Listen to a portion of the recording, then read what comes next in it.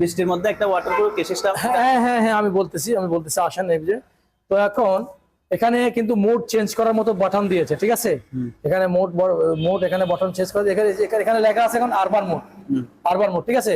Urban mode হচ্ছে আমরা সচরাচর 50-এর নিচে চালাইলে আরবান মোডে চালাবো, আচ্ছা, এভাবে চালাবো। যখন আমি 50-এর উপরে চালাবো, রাস্তা ফ্রি আছে, আমি 50-এর উপরে চালাবো, তখন আমি এখানে মোড চেঞ্জ করবো, ঠিক আছে। মোড, এই যে মোড চেঞ্জ করে ফেলছি, স্পোর্ট মোড। আচ্ছা, স্পোর্ট মোড হচ্ছে আপনি এটা যখন 50-এর উপরে চালাবেন। তো এটা 50-এর নিচে চালালে এটা মোড থাকলে কোনো সমস্যা হবে না? না, কোনো সমস্যা হবে না, কোনো সমস্যা না। তারপরেও যদি আপনি মোডটা চেঞ্জ করেন তাহলে একটা বাইকের জন্য ভালো আর কি। আচ্ছা, আচ্ছা। আচ্ছা, এই যে রেন মোড, ঠিক আছে, আরেকটা পুশ করেছি, রেন মোড আছে।